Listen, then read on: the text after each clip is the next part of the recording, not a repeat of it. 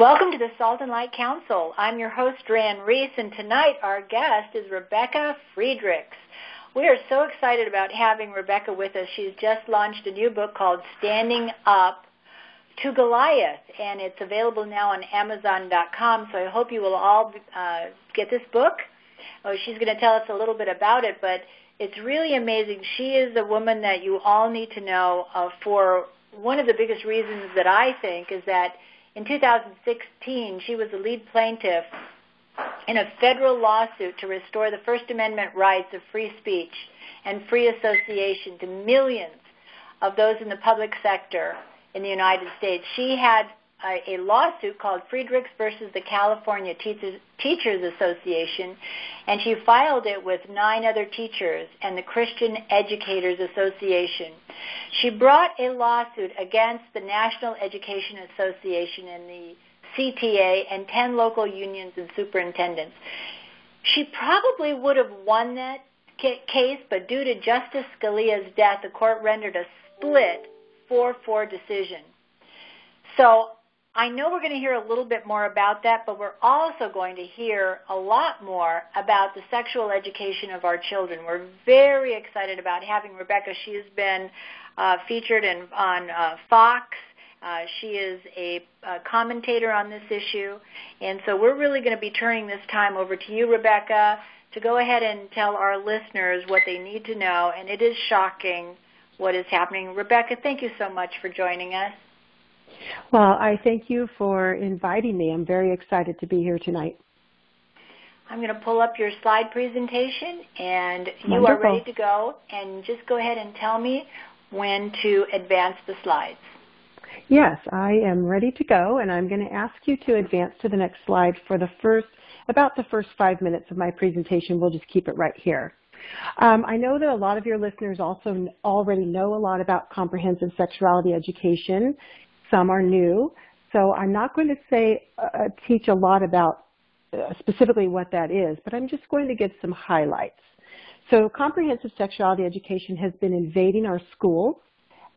It's being pushed through the United Nations and has been for at least 2 decades now. So this is a problem all over the world and all over America. I will be talking specifically about California tonight. If you're not in California, don't think you're off the hook.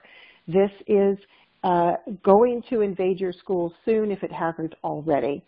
So comprehensive sexuality education, or CSE, including new gender identity requirements, became law in California on January 1st, 2016 as part of AB 329, the California Healthy Youth Act. The problem is there's nothing very healthy about it. At this point, I'm going to share with you some of the contents of the new sex ed curriculums. And I want to apologize in advance to everyone that I have to share these things with you. It's quite embarrassing. These are not things I ever thought I would be speaking to anyone, but I feel morally obligated to inform you because these things are being taught to our children in America's schools.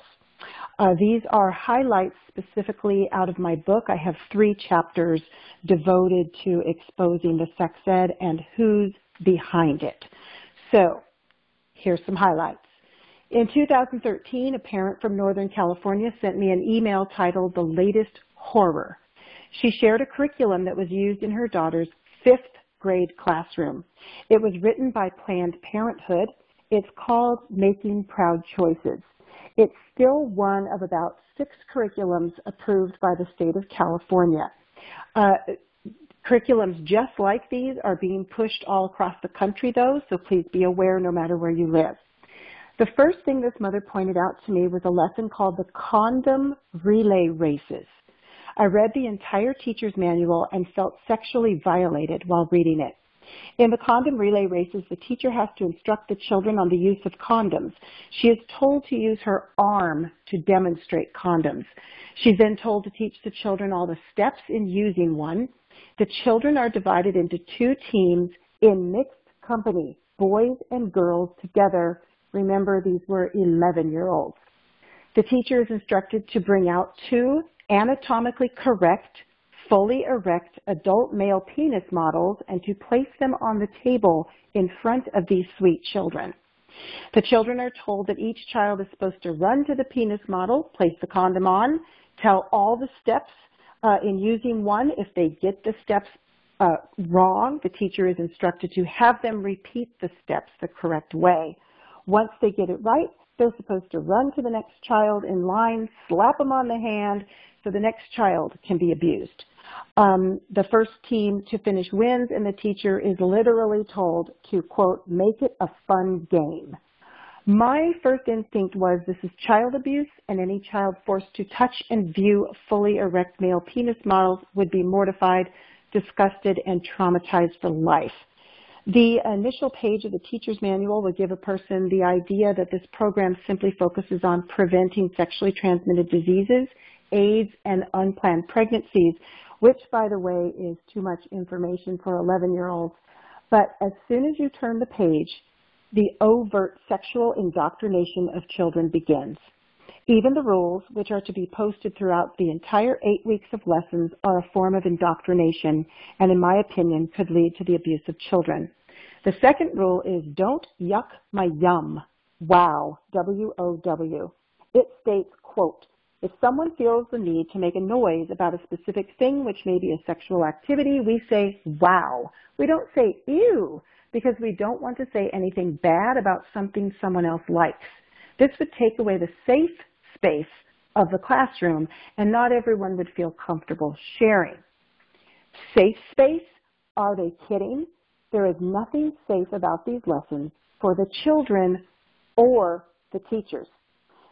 The curriculum then states that it is, quote, proud and responsible behavior includes protecting yourself using a condom when you have sex, and by sex we mean vaginal, anal, or oral sex, VAO. They casually refer to VAO in every single lesson. Children are taught to protect themselves using a dental dam or a condom.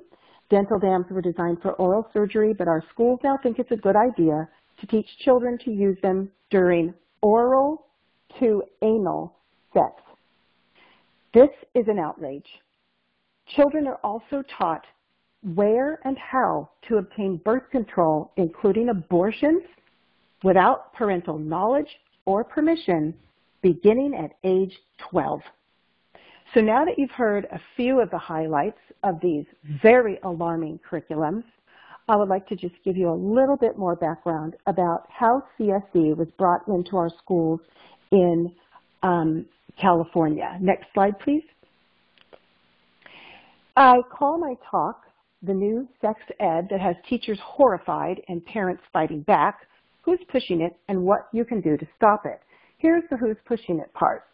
The Healthy Youth Act in California was sponsored by the ACLU of California, California Latinas for Reproductive Justice, Forward Together, whose mission statement reads, a multi-racial organization that works together with community leaders and organizations to transform culture and policy to catalyze social change. Also, Equality California and Planned Parenthood affiliates of California. The surprise is, next slide please, is the coalition of supporters. You'll take a look at this slide. The supporters were the California School Boards Association, the California Teachers Association, and the California Parent Teachers Association, the PTA. That's the biggest shocker for folks. Next slide. Just in case you don't believe me, here's a letter from the ACLU that was sent out to all superintendents. If you look at the bottom 2 lines of this page, you can see that it's required, mandatory for students in middle school and high school. Just so you know, it can be brought down to lower grade levels. Next slide. And this is more of the same letter from the ACLU. If you look down at the 7th line, you'll see the proof there that this was enacted last year with the support of the California School Boards Association, California State Parent-Teacher Association, and the California Teachers Association. Next slide. So I'm going to talk tonight about the teachers' unions. State and national teachers unions, National Education Association is the one I'm going to focus on tonight. I'm going to be talking to you about some of their new business items, also known as NBIs, and their resolutions document, which is like their constitution. I'll be focusing on sex education and politics from their 2017 and 2018 National Education Association Representative Assembly meetings. Next slide. You'll notice that the NEA has resolutions B53. This is part of their resolutions document. This one's called sex education. Note the highlighted part.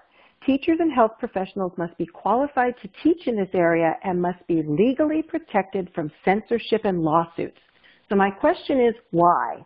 Why would they make sure we can't sue them or censor them unless they know we're going to want to sue them and censor them based on what they're teaching our kids? Next slide. Here's a little bit more of B53. Again, I'd just like to direct you to the highlighted portion. Letter B, I'm pointing this out to you because this is going to come up over and over. The most important part to the teachers' unions is diversity of culture, diversity of sexual orientation, and gender identity. Next slide. You'll notice B53 continues, and put your focus on letter D. These lessons are supposed to be age appropriate. What you just heard me share is far from age appropriate. I'm sure you'd agree. Medically accurate. There are no condoms that are approved for anal sex. That's a really good way to get HIV and other diseases that can, quite frankly, shorten your lifespan. So they're certainly not medically accurate. They want information including lesbian, gay, bisexual, transgender, and questioning issues. This should include but not be limited to information on sexuality, sexual orientation, and gender expression. Those three things are going to come up a lot. Next slide. The NEA, NBI 155 from 2017, this was adopted. You'll notice that NEA is going to use existing media to publicize school districts that are implementing this inclusive sex education curriculum that reflects these beliefs that you just saw in Resolution B53. So in other words, you're going to be rewarded if you do what's in their resolution. Particularly, they point out B, diversity of culture and diversity of sexual orientation and gender identity. So if you wonder who's behind all of the gender identity, gender fluid, there are no longer two genders and all that, look no further than the state and national teachers unions. Next slide. You'll notice next slide, that was supposed to be removed. We're not going to tell that story tonight. So this next slide, you'll notice up in the right-hand corners, you can see that these have been adopted. These are screenshots directly from the NEA website, and I'll show you where to find them later in the talk. But you'll notice I'm going to show you some of the organizations that the teachers unions work with in order to really push a social, sexual, and political agenda into our schools and onto our country using money provided by teachers, many of them Christians, who have no idea that their money is going for these sorts of things. So let's read this one. In partnership with the Southern Poverty Law Center, NAACP, ACLU, GELSON, that's Gay, Lesbian, Straight Education Network, National Center for Trans Equality Human Rights Campaign, and any other legal and human rights groups of related concerns, NEA will track incidents of discrimination, racism, homophobia, and transphobia, as well as anti-Semitism, Islamophobia, and all other forms of religious discrimination. Although when they discriminate against Christians, that doesn't count. And then they go on to talk about bigotry. One of the things I want you to notice on this particular new business item is the teachers unions, and this is based on a personal witness of teachers like myself and many others who have served at the NEA level and the state levels. The teachers unions are writing the talking points and much of the messaging for the far left and working together with them. How do we know that? We would go to meetings and hear words like homophobia and transphobia long before any of you heard them in the media.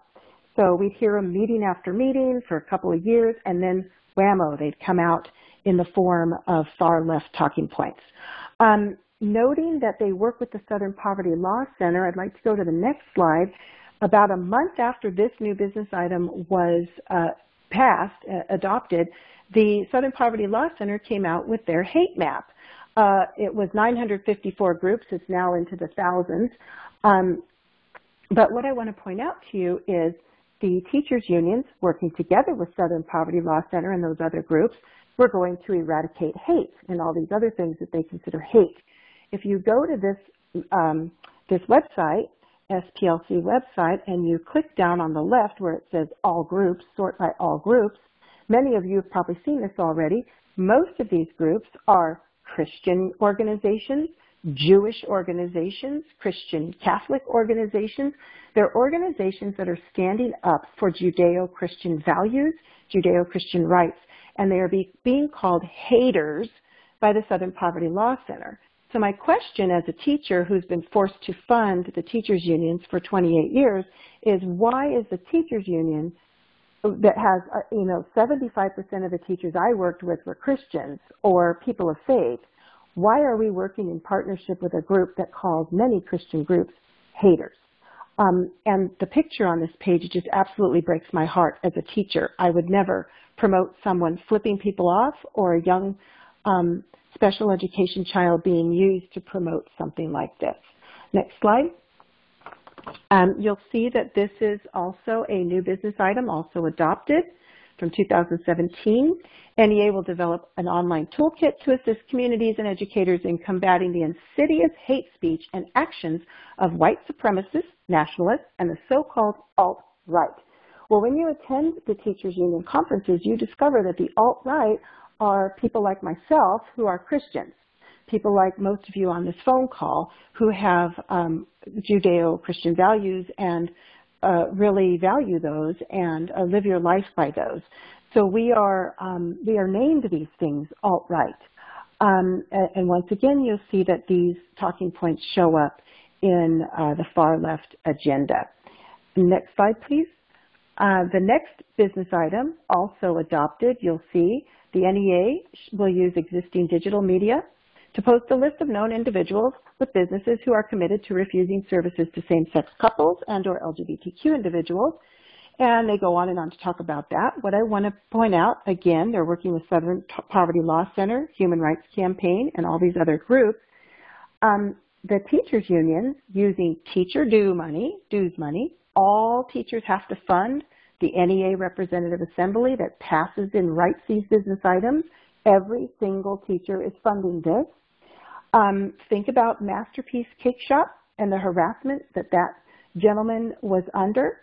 It is being pushed by the teachers' unions. So what I'm trying to show you in this presentation is that every single divisive problem in our culture, every angry protest out there, every angry, hurtful talking point attacking people of faith, they're all being pushed through the teachers' union off the backs of teachers of faith who are against these sorts of things. Next slide. This next slide is very personal to me because I have some personal teacher friends who are very brave, a couple dozen of them who serve at the National Education Association. They've been voted to represent teachers like myself. They go every year, and they are the bravest people I know. When they stand up to vote their conscience, they are often booed. People scream at them, "Sit down, how dare you?" And these teachers they're just incredible. For 30 years, they've been going year after year to this annual conference, and they have been getting abused for teachers like me, parents, children, because they are just trying to stand up for what's right for children. They dared to say that this comprehensive sexuality education is a problem and that it needs to be more balanced and that we need to consider the needs of ex-gay children because the teachers' unions claim that you cannot be ex-gay because that's against their agenda. So these teachers said, hey, wait a minute. One of them said, I am an ex-gay. Jesus Christ came into my life, and I'm living a different life now. And when she dared to share that from the stage, she was never electable again. So these teachers decided to start an NEA ex-gay educators caucus.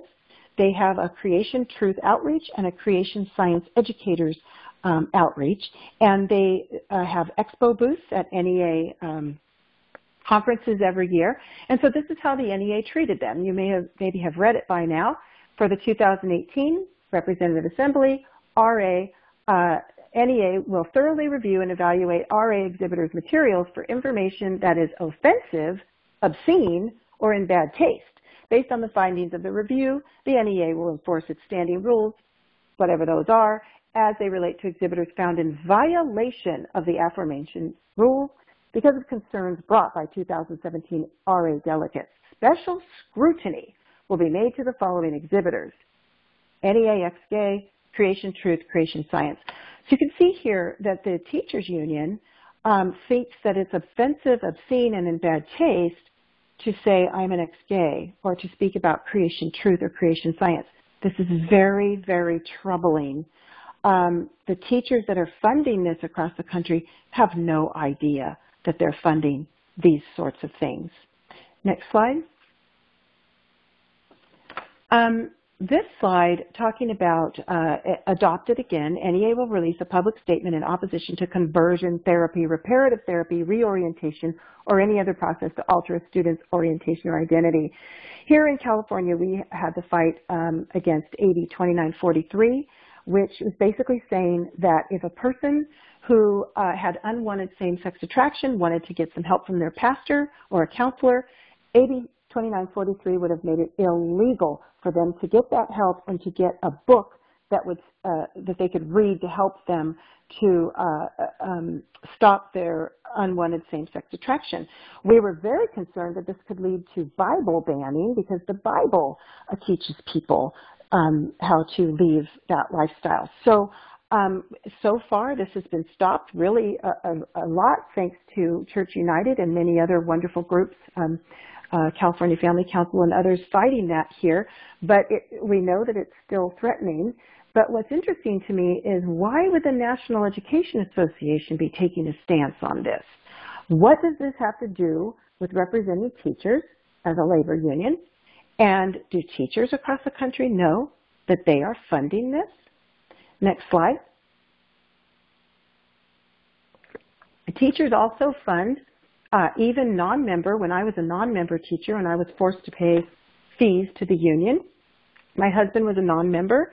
He paid fees of $1,200 a year, so this is not a small amount of money.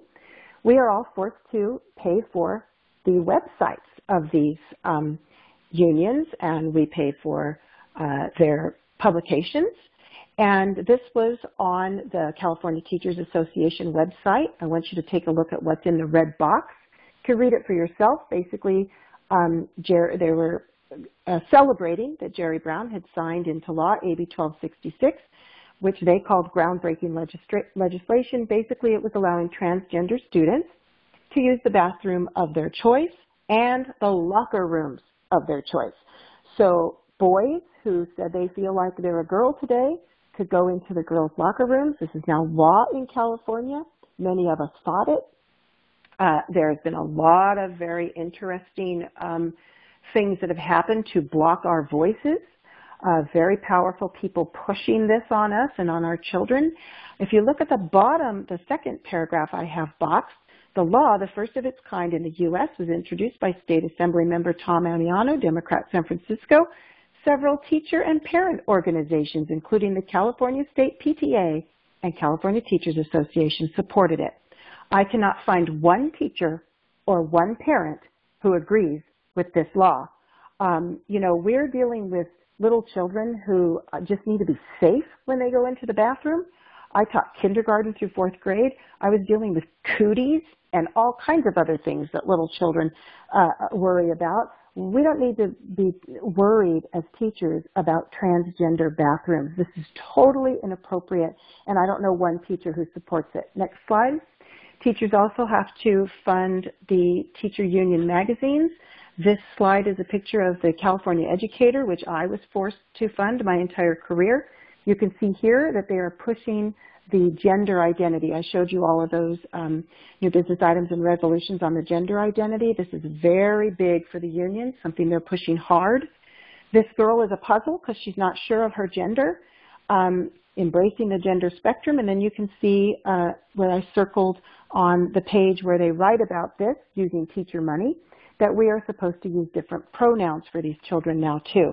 Teachers are being scolded and harassed if we don't call these children by the pronoun that them and their parents are asking for. Again, I don't see what this has to do with being a labor union, and I don't think any teacher should be funding this kind of stuff unless they want to on their personal time, and it's their personal decision. Next slide. So now I'm just going to show you some of the other things that the teachers' unions are involved in so you can get the big picture and help you connect the dots. They're not just pushing the sex ed. They are rewriting our history. They are attacking America. They are attacking our president. All of this using teacher money, and teachers don't know. So this one, adopted, number 37, the NEA will publish an article that documents the illegal overthrow of the Hawaiian monarchy in 1893, the prolonged illegal occupation of the United States in the Hawaiian Kingdom, and the harmful effects that this occupation had on the Hawaiian people. I say, what? Very interesting. I don't know any teacher who supports that. Next slide. The next one, you'll see that the teachers' unions adopted using teacher money. If you look at number 1, it says they're going to publish an article on the racist origins of standardized testing. All of this division on race is coming from the teachers' unions. All of this racism and hate and all of the divisive things you're hearing out there, they're all coming from these state and national teachers' unions, and teachers don't know it. Next slide. You'll see on business item 120, also adopted, that the NEA directs the NEA to support in ways it finds appropriate the removal of R-skins, braves, Indians, and warriors, mascots, and the imagery associated. So you were wondering who's been attacking your favorite team and mascot? Don't look any farther than the teachers' unions. Next slide. On this slide, I'm just showing you the home page for if you would like to see all of these things for yourself, or you don't believe me, or you want to show a teacher, you just go to this and make sure you go to this special page that has all the, the specifics. Go where I circled in red, business items. You can read all of this for yourself. If you are a teacher, you have a special code and you can get more information than I can get. So you can see all kinds of stuff and read your resolutions document. This year, thankfully, the NEA actually live streamed their annual assembly, and this was a blessing because we were able to get some pictures and actually show people what's really going on at the NEA. So the National Education Association, using teacher money, gave their highest award, the President's Award, next slide, to none other than Colin Kaepernick, the leader of the Take a Knee movement. And then you can see in this picture on the far right, taking a knee, is Eric Hines, the president of the California Teachers Association. He is kneeling during the national anthem. Eric Hines, or anyone who wants to take a knee, can do that on their own time and on their own dime. I don't have a problem with that. But he did this representing me and 325,000 California teachers who have been forced for decades, over 40 years, to fund this organization. He also did this representing the National Education Association. Right behind him, above him in the red sweater, is Lily Eskelsen Garcia, the president of the National Education Association. There are 3.2 million teacher members in the NEA. This is how they represented all of us. I don't know one teacher who takes a knee. I start my classroom every single morning, no matter what grade I'm teaching. The first thing we do is the Pledge of Allegiance, and we stand for the national anthem. Yet the organization I've been forced to fund, and my husband has been forced to fund, take a knee and give awards to Colin Kaepernick. Another thing you might not know is that the teachers' unions were the inspiration and organization behind the March for Our Lives. Next slide. Their opening speaker at this year's NEA conference was none other than David Hogg, the student voice of March for Our Lives. The NEA wants us to think that this young man sent out a Facebook post and started a national movement. If you and I put out a Facebook post for people to come protest with us, probably 2 or 3 people would show up if we bought them lunch.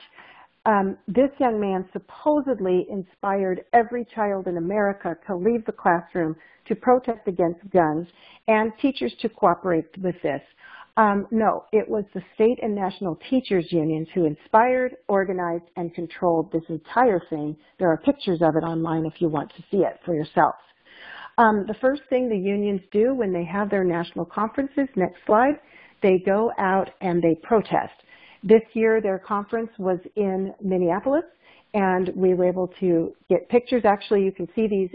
NEA is very proud of these. You can find these on their website. Did you know, teachers, if you're a teacher on the line, did you know that you are supporting, lobbying for, paying for sanctuary cities? Did you know that teachers are behind sanctuary cities? I'm not, but my money paid for that. If you go into those new business items, you will read a lot of items about how teachers are told to go against ICE officials and how all teachers are called to support sanctuary cities. Again, what does this have to do with being a labor union for teachers? You can see down in the right, we are CTA, so California Teachers Association was there. Next slide. And here's another picture of their protests in Minneapolis. Did you know, teachers, that you are working to abolish ICE? And this young lady on the right really breaks my heart because I have been teaching. I officially taught 28 years. If you count Sunday school and student teaching and all of that, I've taught for close to 40 years. I have never once in my life ever told a child that it's okay to flip people off or to use foul language or to attack their president.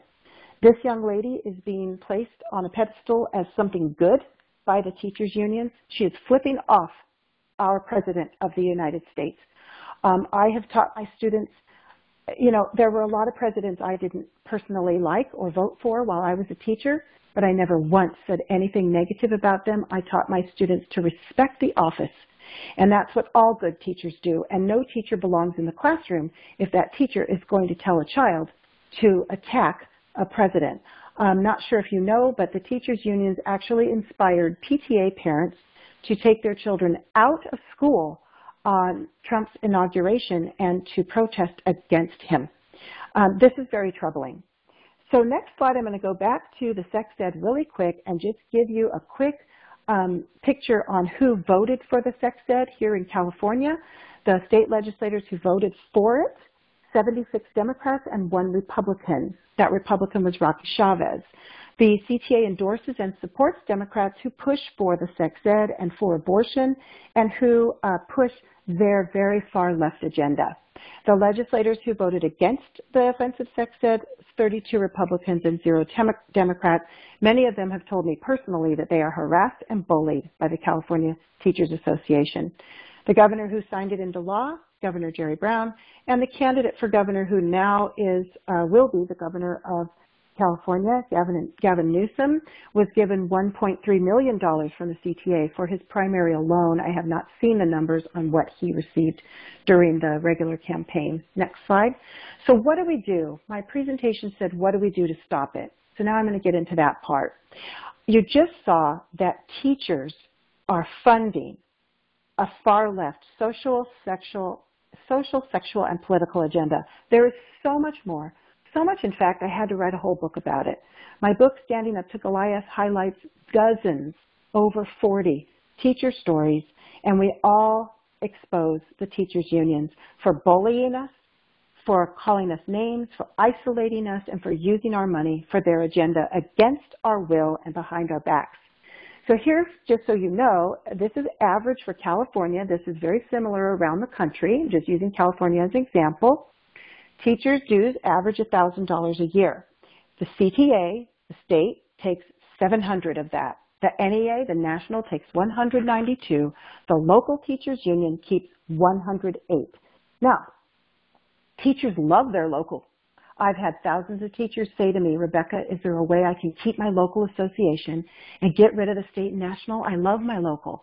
They love their local because that's their teacher friends standing together against a corrupt system, and they know it's dangerous to be alone. So teachers, yes, there is a way. You are legally allowed to break free, but this is a legal binding contract with your state, local, and national, so you have to break free of all three, and then you can stand together and create a local association. And then, hey, maybe you, instead of spending $1,000 or $1,200 a year that all goes to politics, you could maybe spend $300 a year and hire your own lawyers and do things that are actually good for your district and your students. Next slide, please. For the last over 40 years, teachers were forced to fund the unions against our will as a condition of employment. My lawsuit and 9 other teachers who were with me, we went up to the Supreme Court. We were asking for freedom. We don't want to pay those unions anymore. We just want freedom. Pay them if we want to, not pay them if we don't. As you heard from Dran, we lost because Justice Scalia died a month after our oral arguments. We got a tie. But this year, another case, Janice versus AFSCME, went before the court, and on my birthday of all days, June 27th, they won. Mark Janice won. So right now, all public sector employees, teachers included, firefighters, police, all of us are free to leave unions and pay them nothing. But the problem, you'll see at the bottom of my slide, is unions still have exclusive bargaining privileges because they insist upon them. These people are still unionized, and teachers are still bullied and terrified. And so most teachers are not going to leave the union because of the fear. Next slide. So I'm going to ask you to do a couple of, I'm going to give you a couple of calls to action. One of those is, please help teachers to understand that yes, yes, yes, they can keep their local only. This is how they do it. This is just quick. You can learn more in my book and more on our website. But if 51%, actually 50% plus one teacher in a bargaining unit stand together, they can vote to decertify the entire web of union representation. Then they can reorganize their local and save hundreds and stop funding politics. Teachers will be afraid of two things. They think that's going to mess up their contract. It won't. Their contract is connected to their district and their local only. The other thing teachers worry about is they think they're going to get sued. They can get liability insurance from other organizations that you can find on our website as well. Next slide.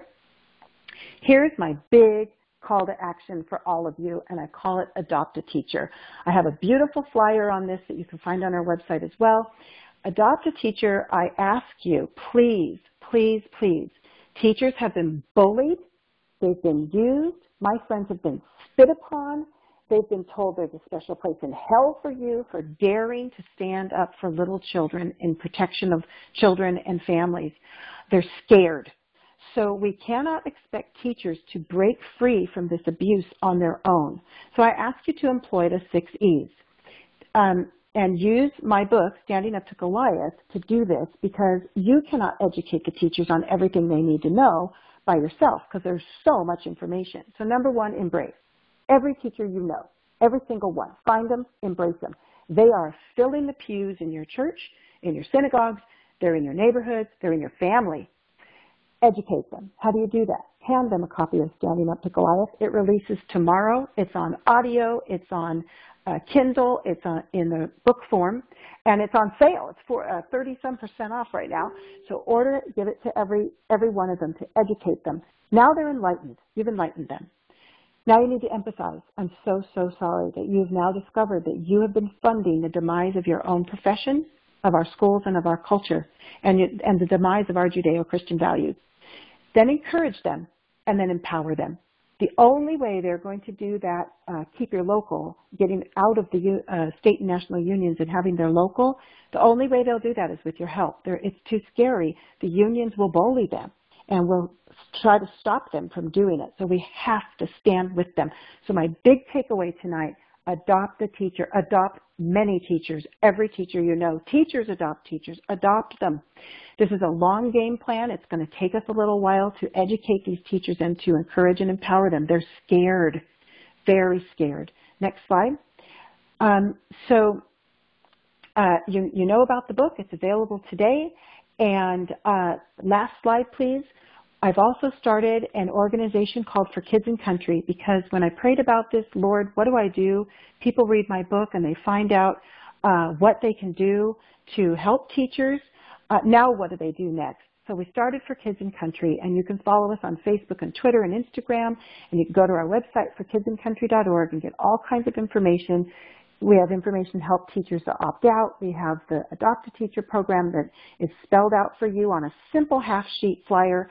And we just ask you to join our team, to just stand with us in this vision, to help us spread the message. And we have so much more coming your way. We have boots on the ground that we're building and all kinds of great stuff to help these teachers and to help restore our schools and our culture. Thank you for listening to my presentation. Well, Rebecca, you just pretty much blew my socks off and cleared up an incredible amount of information. I really appreciate who you are and how God is using you for such a time as this. So what we're going to do now, folks, is that I am going to I'm going to ask you all out there to listen carefully as I put this into question and answer mode, because it's going to ask you to do something. So everybody tune in as we switch to question and answer mode.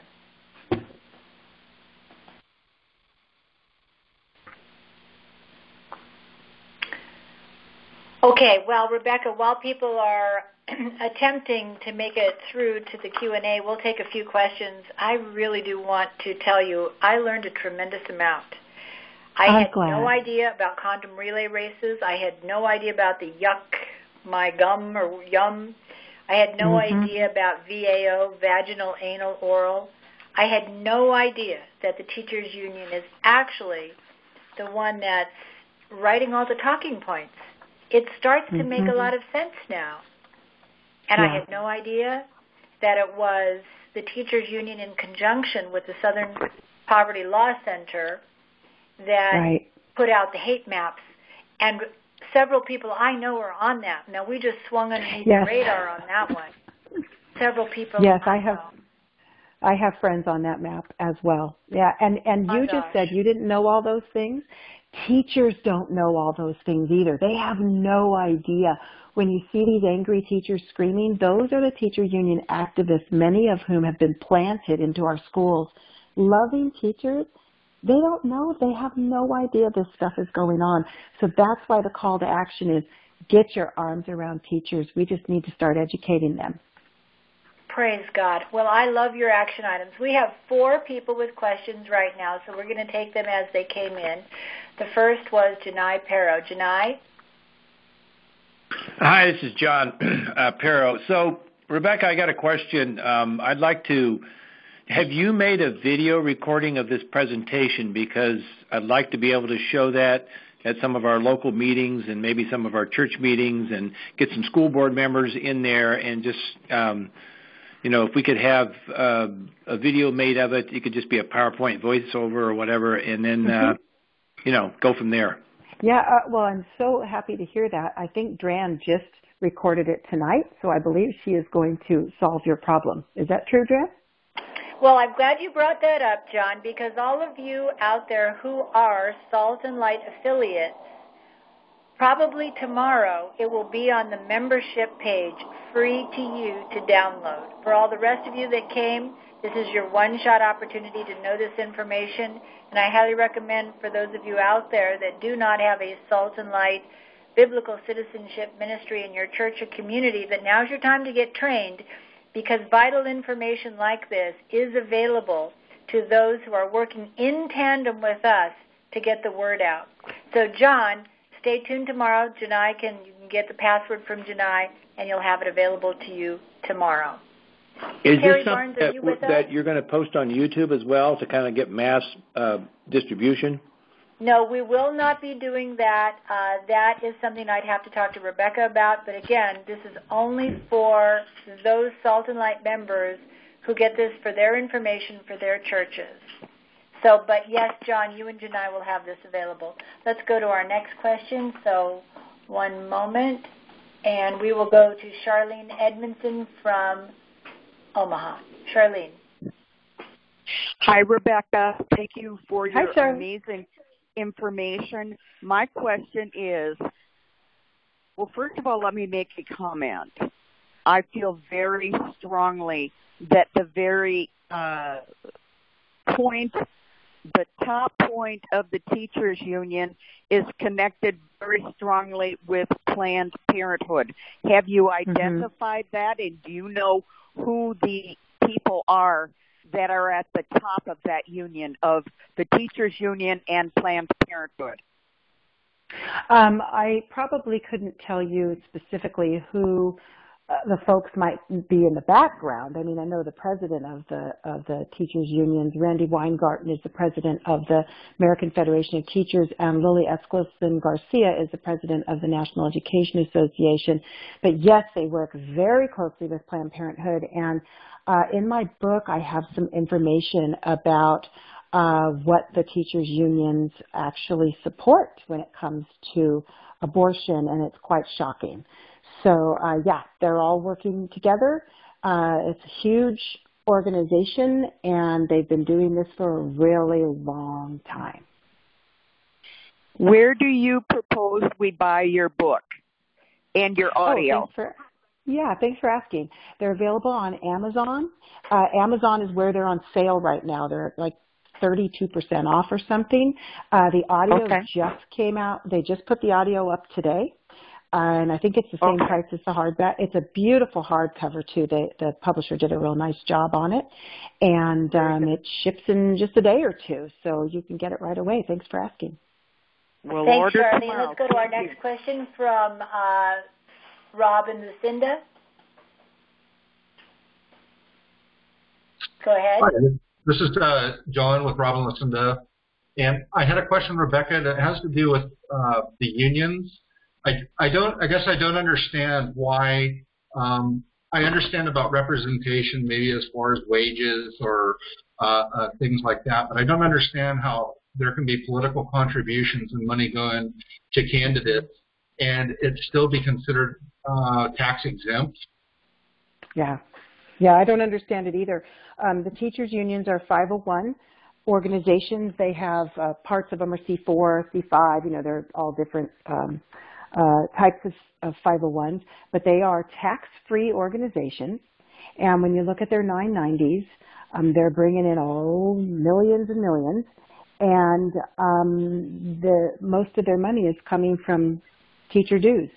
And they're very, very good at hiding money. I have some stories about that in my book. Some teachers who pushed back, who discovered that their money was being used on politics, and so the union then sued those teachers. So they bully us. When we push back, they just bully us.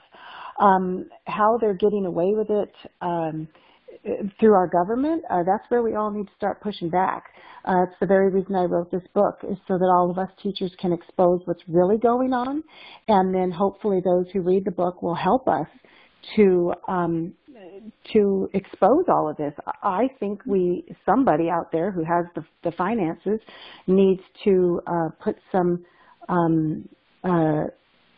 accountants, what do you call them, investigative accountants, there's a name for it, who can get in there and look at their books. I think we'd be really surprised by what we find. Teachers ourselves have never been allowed to look at the books. There's stories about that in my book as well. Thank you. Next call, Terry Barnes, who is our web developer and email marketing. So, Terry. Rebecca, thank you, first of all, for just an amazing, amazing presentation. Thank you so much. My mother was a teacher her entire life for over 30 years. I grew up in Iowa in the Bible Belt, and she was the president of the PTA year after year and was very well known and very highly respected. If she would have saw this presentation tonight, I'm sure she would have been appalled, angry to say the least. But it seems as though over the last 20 years plus, we've seen this gradual trend towards revisionism and a moving away of the Constitution, how it is related in our public schools. Can you comment on that? Yeah, the teachers' unions are behind that too. All of it. You know, the Common Core, Obamacare, everything that's been used and brought into our schools to remove our Judeo-Christian values, to remove our wonderful classical liberal arts education that we used to give to our students. It's all been removed by the state and national teachers unions and their friends, their allies. Let me just, your mom, I would love to meet her if she's still around. And unfortunately, she was funding this too. You mentioned that she was in the PTA. I have a whole chapter in my book that helps people to understand how the teachers unions bullied the PTA to such a degree that the PTA now takes a stance of neutrality and does not stand up for what's right for kids and parents, because the unions control them now too. So it's I can't express enough how every single problem in our culture, the divisive, angry protests that go on around this country, the teachers unions are behind those too. They help organize people. They advertise it on their websites. It's just, and so your mother, she's a real teacher, like me, and like most teachers out there, horrified. We sit in the teacher's lounge and complain about this stuff, but we don't have any idea that we're the ones funding it. So the way we stop this is we help teachers to stop giving billions of dollars every year to these organizations that are destroying us from the inside out, so we can bring our values back into our schools and culture. Thank you, Rebecca. My mother went home to be with the Lord in 2010, but I feel like I still carry that torch for her. Yes, I'm so glad you do. I'm grateful to her for educating. We have quite a few more questions, so let's jump through these quickly. All right, we're going to go with phone number, and I need you to tell me your name. Phone number 224-213. Can you tell me your name, please? This is Lupe Espinoza. I'm sorry, what was that again? Lupe Espinoza. Lucy? No, Lupe, L-U-P-E. Lupe. Oh, Lupe Espinoza. Oh, hi, Lupe. Okay, please ask your question. Yes, my question is, I know that we want to engage teachers and we want to help them with what needs to be done, how to back them up. How can we engage parents who have no idea that this is actually going on? Because I don't think they even have opt-out options anymore. Or it used to be an opt-in, now it's an opt-out, and they're not given the information. So how can we team up with parents to help teachers, to help parents, to help teachers? Yeah. Oh, Lupe, I'm so glad you asked this question. First of all, the reason I wrote the book is because parents and teachers and faith leaders, none of us know what's going on. So that's why, over 40 other teachers and I found God gave us the courage to share our stories in this book to help all of you, to educate all of you on what's really going on. One of my favorite quotes, Henry David Thoreau, there are thousands hacking at the branches of evil to one who is striking at the root. We want to help you all to see the root cause of all these problems, and it's the state and national teachers unions who have unfettered access to our children in our schools and our teachers and all the money from the teachers. So it's really important that we all understand this. So first answer to your question is that's why I wrote the book. You can get the information for those parents in this book and for the teachers in this book. And I wrote it, it's all stories, so it's easy to read, it's engaging, it's not boring, it's not a policy book, it's stories. And I did it on audio, I read it. So if they don't like to read, they can listen to it in the car, just as long as there's not kids in the car, because it's not appropriate for kids. I have 3 full chapters on the sex ed. So what you just talked about with the opt-out, opt-in, in California, the teachers' unions and their friends made sure that parents cannot opt in. It's against the law for a school district to say, here, parents, here's everything we're going to teach your kids, all the anal sex and everything. Hey, would you like to opt in? Well, they're not allowed to do that, and we know why, because no one would opt into this. So they sneak it. They, send home a letter at the bottom of a stack, and if the parent happens to see it and the parent happens to sign it, now the child is opted out. But the letter doesn't tell the parent what's in this horrific curriculum. The parent thinks, oh, this is just the birds and the bees. Oh, no problem. And so all these children are getting abused by these curriculums. I teach that in the book. So all of this is addressed in the book. At first I was going to write a pamphlet, and I was praying, Lord, what should I put in this pamphlet? And it became clearer and clearer that there are so many problems and people don't know them that I had to write a whole book. And then the last answer to your question is the whole reason we started For Kids and Country here's our mission: uniting, engaging, educating, and empowering parents, teachers, faith leaders, students, and citizens in the fight to restore our schools and culture. So our goal is to do exactly what you just articulated, bringing parents, teachers, faith leaders back together, because the unions have divided all of us. The unions and their friends have been dividing our whole country and silencing Christians, by the way, and silencing pastors. So we need to all come back together and find our voice again. So I articulate a lot of that in the book. The last 2 chapters is all hope and how we can stand together and what we can do. And then I direct people to our website for more information. So I hope that helps. Thank you, Lupe. Okay, our next question is going to come from area code 812, and the first digits are 871. Go ahead and tell me your name. Rebecca. You're Rebecca as well. Okay, Rebecca, and what's your last name? Oh, no, my name is not Rebecca. I was addressing Rebecca. I'm sorry. Would you please tell me your name and what state you're from? Yes.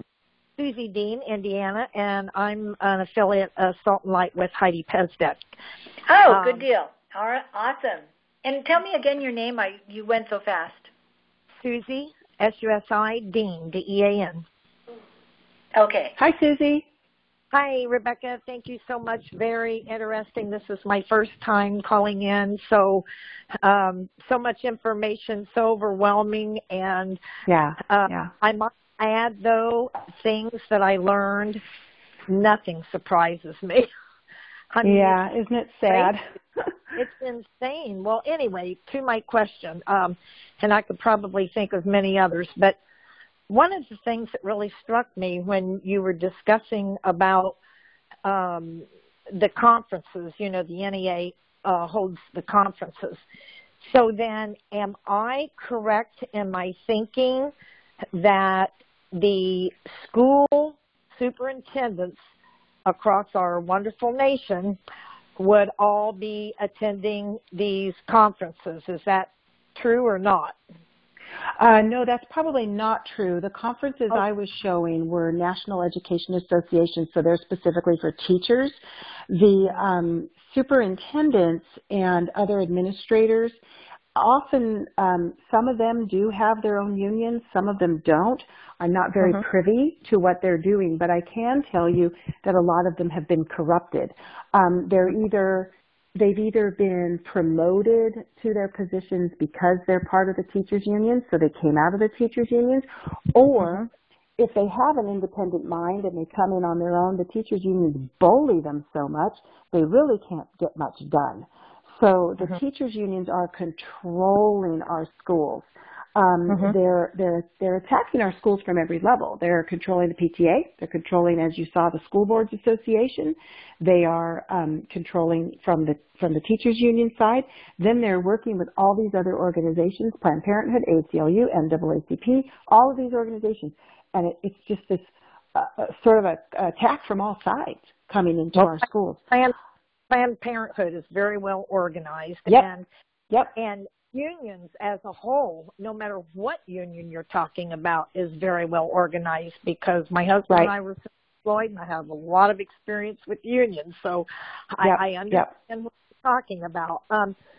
So you've kind of answered my question, because our superintendent here locally is stating that there is no issue in the school. Of course, we know that there is, but I'm just wondering, as you said, there's much information that the teachers don't have. They don't understand how their dollars are being used, et cetera. So I guess my question more or less is, does the superintendents have more information, do you think? Oh, that's a great question. You'd think they do, but I am not sure. I can tell you this. Elaborate on it. I can. Sure about. Well, I can tell you what I do know. I know that they're scared. And what you articulated about a superintendent saying, oh, it's not happening in our school, they're lying to you, number one. That's a lie. If it's in their district, they're lying to you. They know it's there. But here's where the problem is. We've been pushing back on comprehensive sexuality education in my neighborhood and in the school district in which I live, which is a massive school district. When we started pushing back as a couple of teachers and a bunch of parents, we got a lot of pushback, and here's why. The ACLU comes in and threatens to sue school board members and threatens these superintendents. So they're all terrified. Yep. So I know they're terrified. We have a couple more questions, and I want to get to it so we can get to those. So thank you so much, Susie, for those questions. And let's go to area code 617, first three digits, 835. Could you tell me your name and what state you're from? Oh, hello. My name is Brian Kamenker from Massachusetts. I enjoyed your presentation very much. Our organization has been working for over 20 years with parents in the schools on comprehensive sex and the homosexual agenda and other issues. I was a little surprised at your comment that the teachers seem to like their local unions rather than the national unions, because in my experience, the local unions are some of the most evil people around. Some of them are. Maybe it's different in other places. But it's interesting. When you're trying to push back or stop this stuff, we often go, and put a lot of pressure on school boards, and that has, interestingly, even though the school boards have the power, they don't tend to do much. We put pressure on superintendents, and as you mentioned just now, the superintendents just deny everything. And so the question is who should we be putting our pressure on? What it sounds like is we should be putting our pressure on the local teachers unions and some of the teachers. They're the ones that should be getting the venom and the pressure from angry parents. Who should we be pressuring on this? I'm really glad you asked this question, and I'm glad you asked it the way you did, because the last thing we want to put on teachers is venom and angry parents. That's been the problem. So what has happened is the reason why teachers like their local association is because the unions have been very good at convincing teachers that the world hates them and the world is out to get them. So teachers are told, parents don't like you, they don't want to give you a raise, the community's against they're right. you. We don't like them. We don't well, like them. I would think that you would like a teacher like me. And so I would like a teacher like you, but yeah, okay, right. I'm sorry. So what that's okay. What I'm trying to explain to you is the teachers unions have been very clever.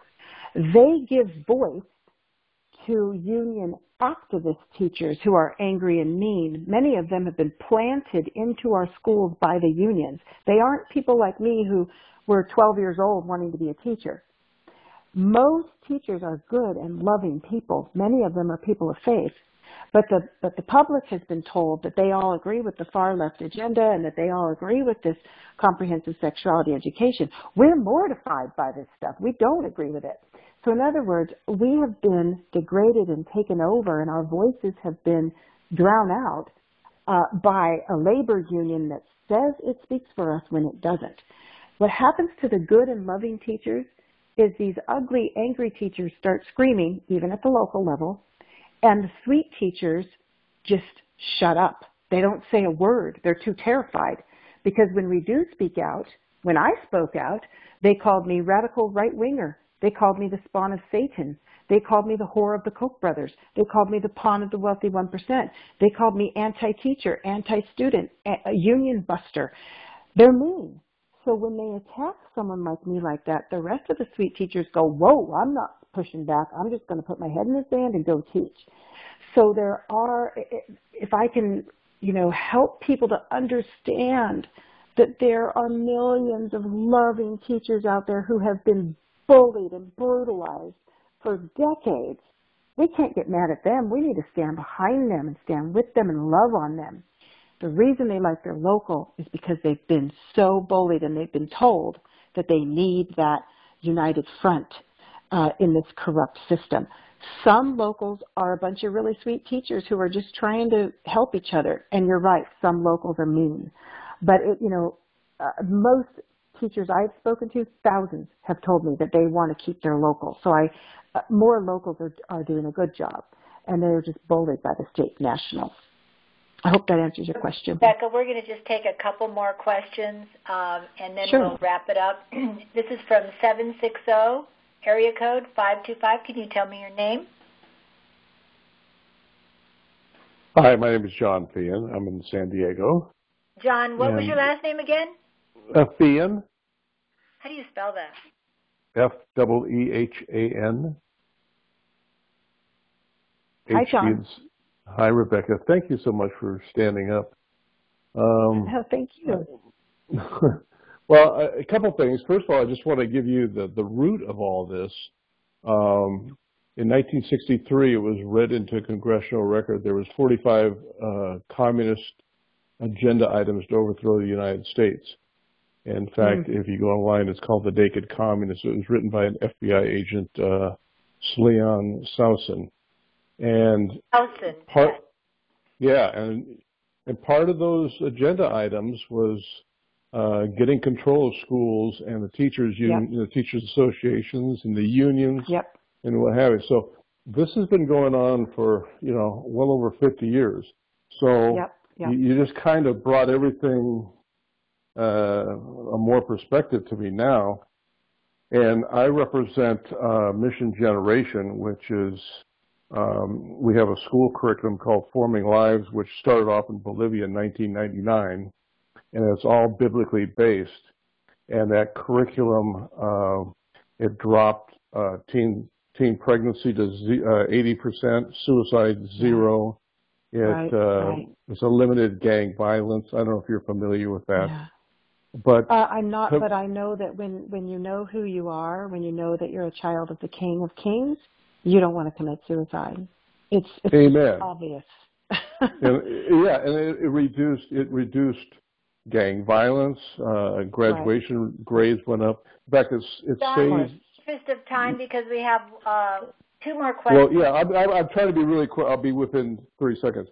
But that curriculum is now mandatory K through 12. That's a communist country. We're trying to bring it into this country because we want to bring morals and values back in.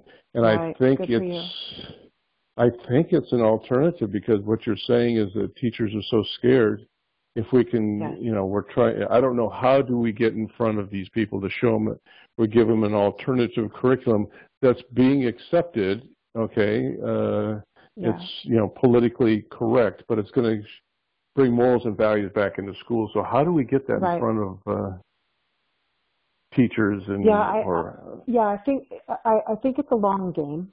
And like I said, the reason I wrote this book is so we can start educating teachers. They've got to know first. The first thing they have to do is learn that they are funding an agenda, and they don't know it. Because most teachers agree with us. They want good values in our schools. Teachers are very demoralized right now. Discipline problems are out of control, but teachers are being told, oh, it's the fault of the parents. That's not true. I have a whole chapter in my book about how it's really the fault of the teachers unions and their buddies who have changed our schools and made it so that we can't discipline anymore. So we just need to educate teachers first. That's the first thing. And I think when we start educating them and standing with them and giving them the courage, and then we can start breaking. I mean, they've been building this, like you said, it started in 1963. They've been building this for a long time. They had a long game, and sadly, a lot of us went to sleep while they were doing this, the church in particular. And so the church needs to wake up, and we need to stand together, and we need to start by educating our teachers, because these folks can push all this stuff, and they, more power to them if they're going to push it with their own money. But through the unions, they're pushing it with our money. They're pushing it with the money of teachers of faith and of police officers of faith and whoever else, all these other unions. So that's where we start, is educating. We've got to start somewhere. So we need to educate these folks first. And you are doing a good job of that. We've got two more questions. John Perro. Oh, thank you. This is Janai in California. Thank you for your presentation. There was a handout that someone referred to earlier on the call that at the bottom it says Church United, it says Parents Beware, and I don't know, it says Text Protect with a phone number. Do you know how to get that handout? Is it the two-sided colorful flyer with all the sex ed information on it? The gender bread. Yeah. I actually helped Church United develop that flyer. I know exactly where to get that flyer, and I can share that with you. I could share it with Dran and Gail. Yes, go ahead and send the email to me, and I will send it out to the affiliates that were on the call with us today. Janai is one of them. All right, we just have one last question, Rebecca, and it is the following. It's from Suzanne Gallagher. She said, this is a national issue, and should be addressed by conservative candidates. Have you approached Rona McDaniel, president of the Republican National Convention? You would be the right person to bring them up to speed. And she went on to say that I am going to talk to our national committee woman. Well, my response is I would love to talk to that person. If you can hook me up with that person and make the introduction, I'd be happy to do it. I guess my biggest challenge is I have been in a classroom for 30 years teaching kindergarten through 4th grade, so I don't have a lot of connections that people might think that I have. So if you have connections to those people, that'd be great. I did speak to many people here in California about that I thought we should lead use the sex ed to help wake people up about how to vote their values here in California. And some people did go with that. Church United did. But we need to get it out there a lot more. You're exactly right. I have talked to parents who are atheists, parents who are Muslims, parents who are Christians, Democrats, Republicans, apolitical. All of them are mad about the sex ed. It doesn't matter where you stand, you're mad about the sex ed. So it is definitely information we need to get out there, and we need to let people know who's responsible for putting these things into our schools and hold them accountable.